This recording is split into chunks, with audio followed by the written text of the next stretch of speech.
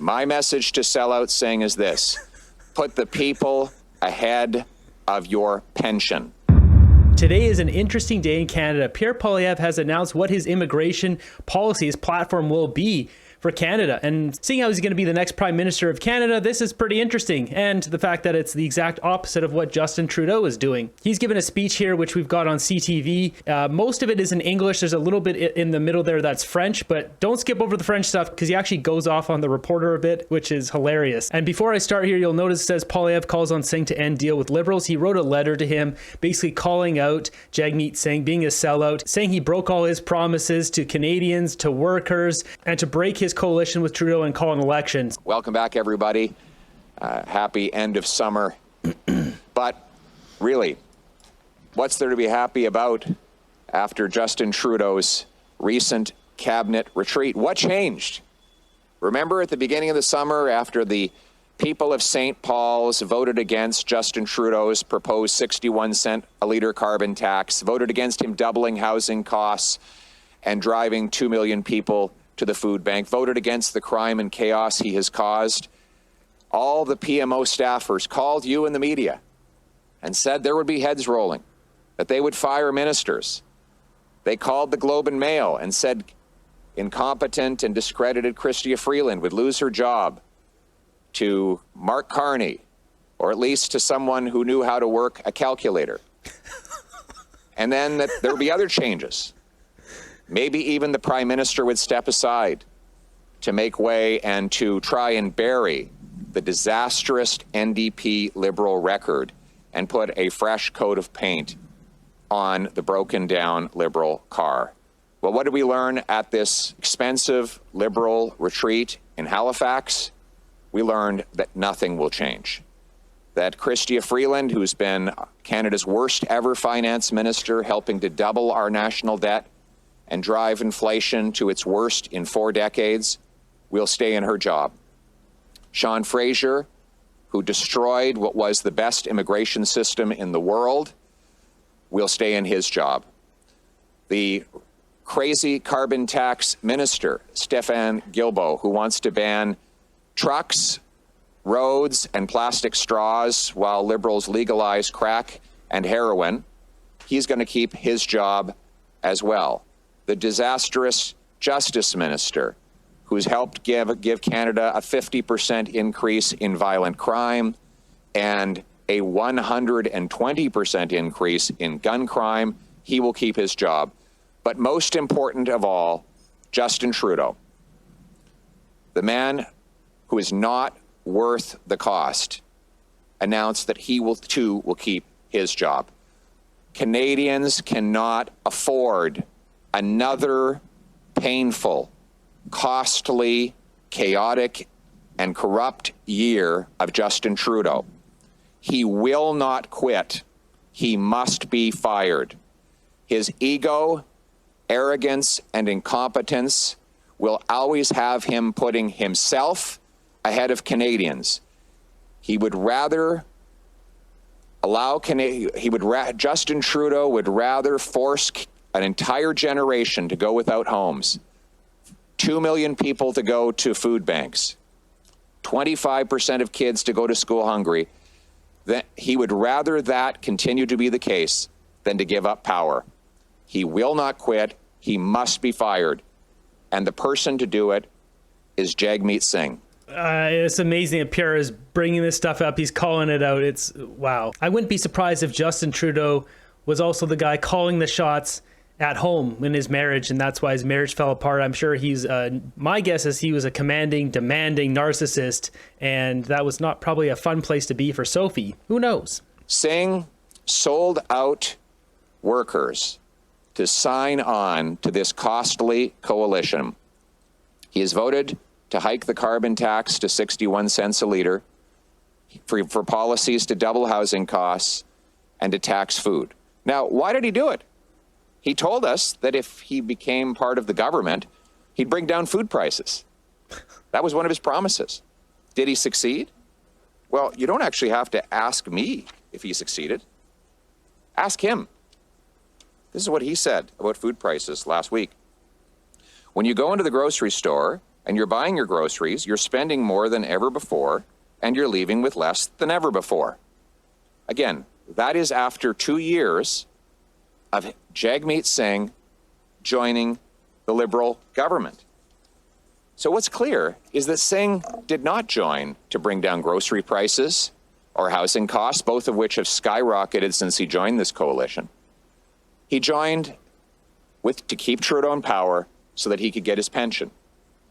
Jagmeet Singh is trying to delay the election until after February of next year so that he can qualify for a $2.2 million taxpayer-funded pension. That's why Canadians are calling him Sell Out Singh. My message to Sell Out Singh is this: put the people ahead of your pension.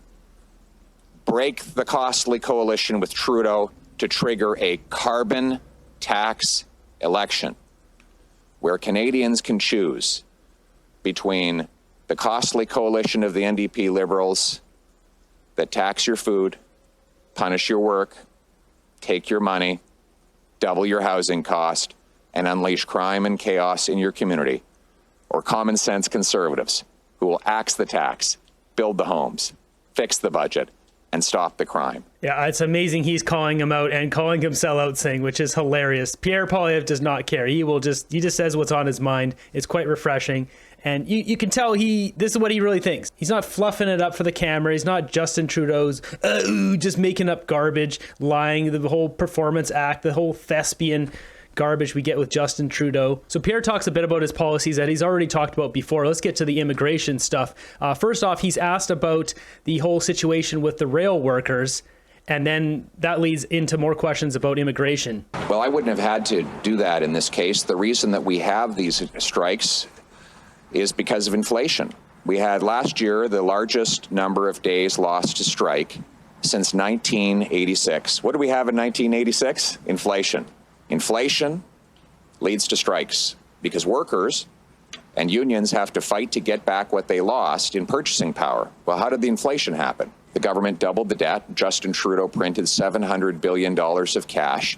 He increased the money supply by 40%, while the real economy grew by 4%. When you add money 10 times faster than you add the stuff that money buys, then you get inflation. And that screws over workers because they live off wages.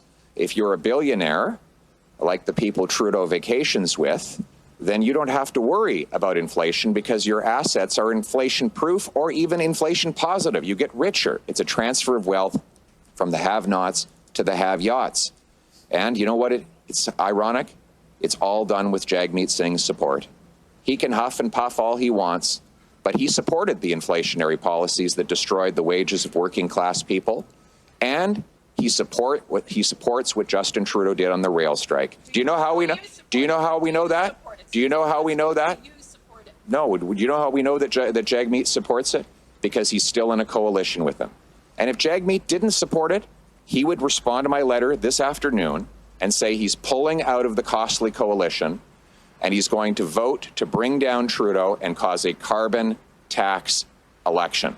And that's what I'm calling for him to do today. It's interesting because Jagmeet puffed his chest out like he's calling the shots in that whole rail strike, but really he did nothing. He said he would break the coalition, but he wasn't going to do it. We all know his pension is his number one thing. He doesn't care about anything else, doesn't care about Canadians. I'm guessing the Liberals might go after this speech here by Poilievre calling out the, catch lines, catchphrases, vacationing with billionaires. But it's true. Trudeau went out to, Aga Khan Island, to Jamaica, just these lavish villas that these multi-millionaire, multi-billionaire friends of his own that he gets to stay at with his family. Not only that, when he brings in all his entourage of people, they have to stay in a bunch of other villas all around it. We have to pay for all that. They have to stay in these places, in these fancy areas that they rent out. So I like that Pierre's calling out Jagmeet on his crap here.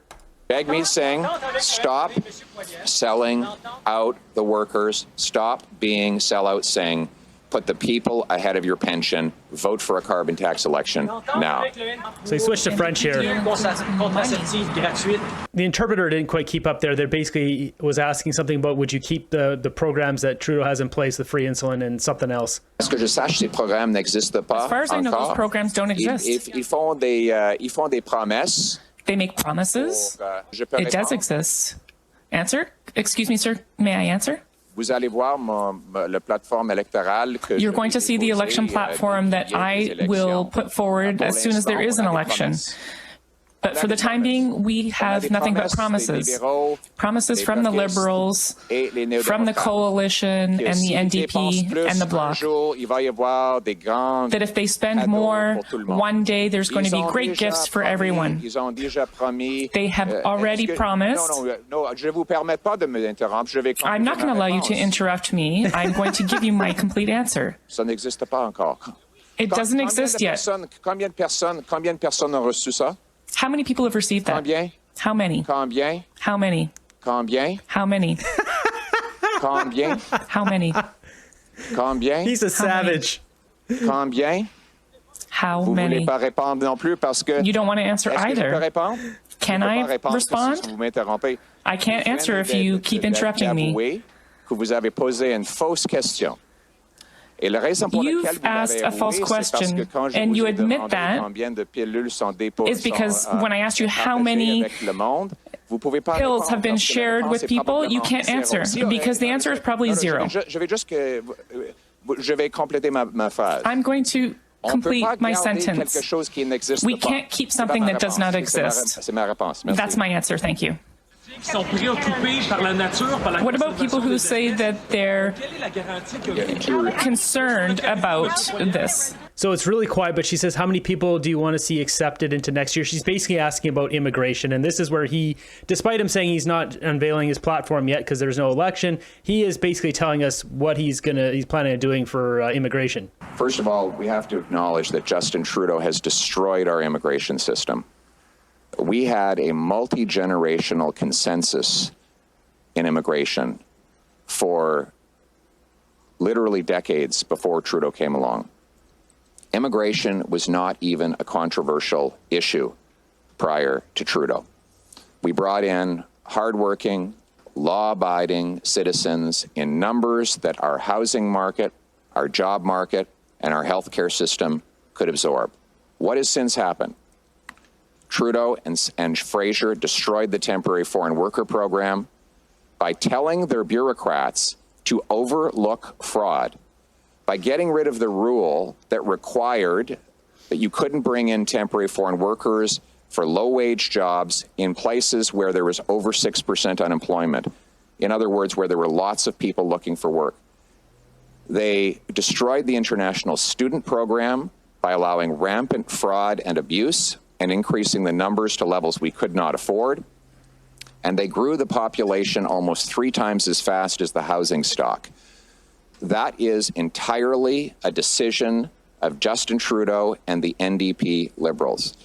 And Sean Fraser and Mark Miller, let's not forget these guys. They're completely involved in this. The housing is the biggest problem we have, is that affects all the groups, including the temporary foreign workers and the students, because those people need somewhere to stay too. When I'm Prime Minister, the temporary foreign worker program will be used exclusively to fill jobs that Canadians cannot or do not fill, like in agriculture sectors, but never to replace Canadians or drive down wages. We will only admit international students to, if they have a way to pay their bills, a house to live in, and a real admission letter to a real educational institution. And population growth will be below the growth in jobs, housing, and healthcare. That is a common sense plan. Now let's bring it home. There you go. Population growth below all those things. This is how it should be. You have to have space and the essential services, healthcare, schools, all that stuff for these people coming in. Otherwise, it breaks our system, which is what we're experiencing today. This hardship we are experiencing today is Justin Trudeau's plan. This is what they planned. This is what they executed. This is the suffering they wanted to put onto us. Your guess is as good as mine why they want to make all of us suffer. I don't know what kind of sick kick they get out of making 41 million people suffer, but that's what they've done to us. Sur la question des caribous, monsieur.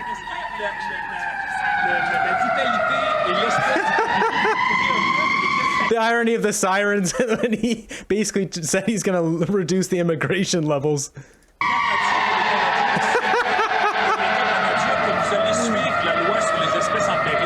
So the guy asked something about the forestry sector. I'm not sure what, because they didn't translate it to English. Answer, we don't need to destroy the forestry sector in order to comply with the Species Protection Act. We don't need to eliminate hundreds of kilometers of forestry areas in order to protect simply 5,000 caribou. I remind you that our forestry sector cuts down less than 1% of the trees that grow in our forests in every year. That leaves the other 99% of the forest for nature. I would also add that the forestry sector plants 2 trees for every tree they cut down. We can certainly protect species, yes, and protect jobs. I would also add that natural resources are the responsibility of the provinces. The Quebec government has scientists and ecologists who are very capable of determining a policy that will protect species, but also protect jobs at the same time. What Poilievre is talking about with the 5,000 caribou, the protection is this.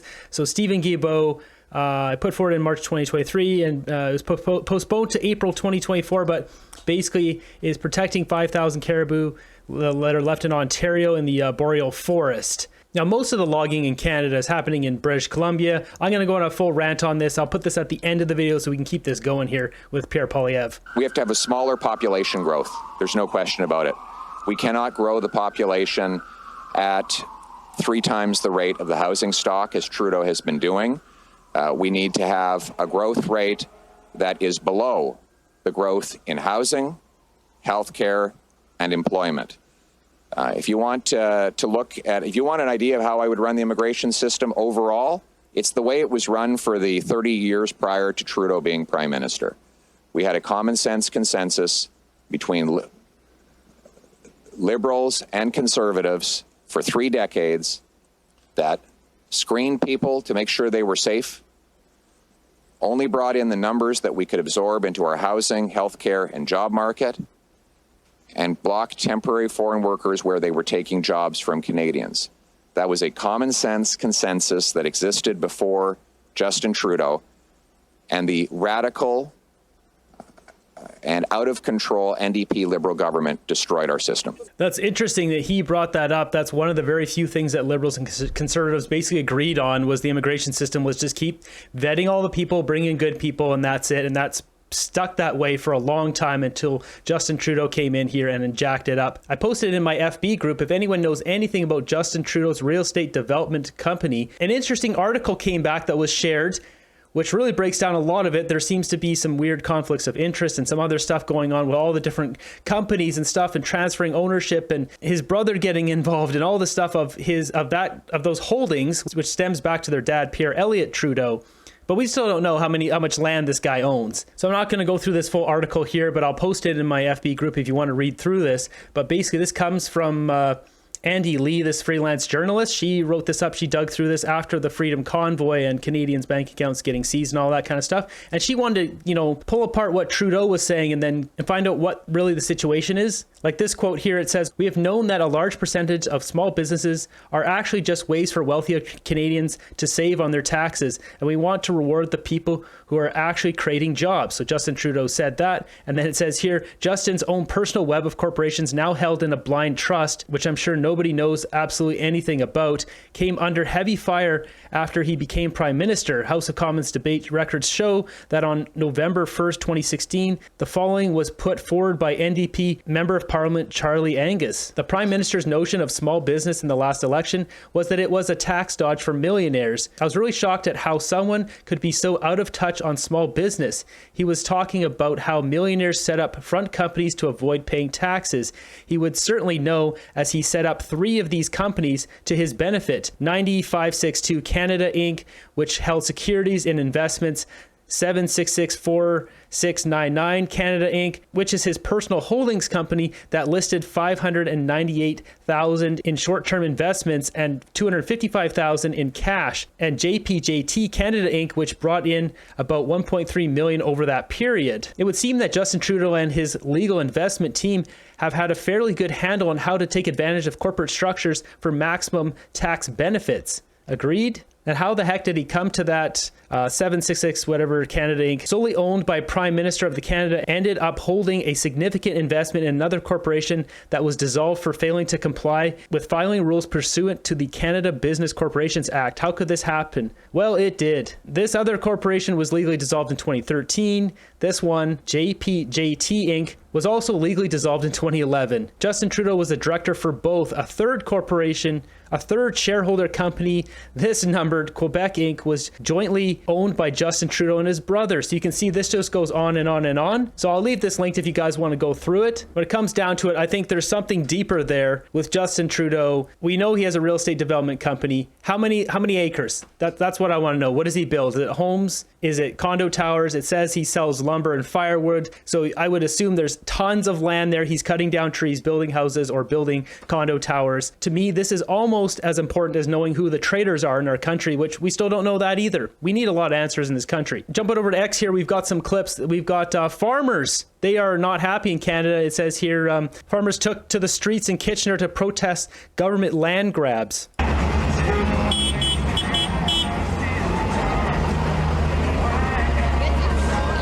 So we have a little bit more info on this. We've got this one here. It says farmers in a large convoy of tractors headed down the highway in Kitchener to protest land grab of 770 acres of precious farmland for reasons that remain unclear.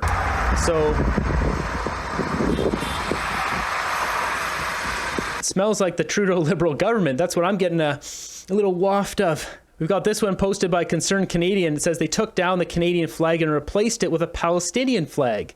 This is blatantly unacceptable and counter to our laws. This should not be tolerated. So this is the U of T flagpole. So it's right at the end of the video here. It kind of pulls out and then you can see because it's there. That's like really colored. You can see there the green, white, and red Palestinian flag on top of the University of Toronto. Get this off of that public building. This is not Palestine. Canada is for Canadians. There, thank you. Someone said it. So I'm not going to read any more of these comments because they're a little bit spicy. We got Miller and Trudeau wanted, maybe disguised as Jekyll and Hyde. I'm going to tell my kids that this was Captain Canuck. Look at his face. So this was posted in my group today. This is crazy. So let's just make this big. This is the state of Canada. This guy doesn't want to pay probably for housing, but he probably can't afford it. So decided to make a house on his SUV. You can see there's a license plate down here, a window framed in up there. This is probably like how the guy gets in. It's probably stairs going up. There's a full suite up there. This is crazy. This is Canada now. People have fully plywood built out boxes on their cars. This is even legal to do this. I mean, I've seen a bunch of them. I don't know what the laws are if you're allowed to just add on to your vehicle. I mean, you are allowed to add rooftop cargo boxes. This is a bit more than that, but this is just sad that this is where Canada is now. We don't need to eliminate hundreds of kilometers of forestry areas in order to protect simply 5,000 caribou. The main problem with the forestry sector is, first off, most of it is done here in BC, where I'm at, and on Vancouver Island here. They often call this entire island a forest nursery. By doing all the logging around here, there's a lot of roads created, which is great for someone like me who's a hiker and backpacker. I can get deeper into the bush, except they put up these stupid gates everywhere. They don't allow us to get out on a lot of these roads. Now, some of those roads are private. Most of those roads are private, but I believe the main logging roads are funded by the government, aka the taxpayers. So to put a gate at the beginning of one of those roads and then not allow taxpayers who paid for part of the road to not access it is pretty crappy. It's not just hikers and backpackers. There's people who have gold panning claims they want to get out to. There's people who like to go fishing deep in the bush. There's people who like to just go off-roading or camping out there. And to limit all the access just to do these big ugly clear cuts is not cool. We can do better here in Canada. We can not have the clear cuts look so hideous, which will be better for tourism. Fade the edges of BC clear cuts so they look more natural, and then allow access again. And the reason why they have gates out there is because people destroy the equipment. Just to show you what I'm talking about, here's a popular hiking area on Vancouver Island, all these mountains. All this purple stuff is protected park. And as you can see, the areas right outside of it are getting clear cut. Now, if you wanted to go hike, say this trail out here, well, you'd want to drive over to here on Oyster River, Maine, Forest Service Road, except you can't drive there because there's a gate right there. You see that little icon? There has to be a way that we can work together, and I think just simply not giving millions of dollars to a helicopter team to take out a few deer on Sydney Island right here. They quite literally flew around and took out a bunch of deer. By using their large pew-pew, they destroyed all that meat. First Nations would have come and done this for free. All the local hunters would have come and done this for free. And they're doing this multiple times. They did one round already. They bring in these guys from Australia and America, like these SWAT team guys, and they fly around a helicopter and they pew-pew, which is illegal. You can't do that in this country. But Parks Canada is breaking their own rules and wasting our money on stupid crap. And they're going to do it again here, and I think in just a few months. Instead, if they save $1 million, they could put solar cameras on this entire island, then you wouldn't have people breaking into logging equipment, and we could all use all these backcountries, because you can see there's roads that just go out to everywhere, quite literally everywhere. But most of these are blocked by a gate that's like right near the highway, and you can't get back there. Things are definitely heating up here towards the end of summer. We've got Poilievre basically saying his immigration policy is to match the numbers with our current systems, our amount of housing, our amount of doctors, amount of schools, all that kind of stuff. And he actually said it needs to be lower. And right now we're triple the amount of people versus the housing that we're creating and have our supply. And that's just a breath of fresh air. That's what we really need. We need to bring those numbers down under what their supply is, so we can actually get our prices to come back down, to make Canada more affordable again, to make Canada the great country it used to be. The question is now, is Justin Trudeau still has a year? How much more damage can he do to our country before we kick his butt out?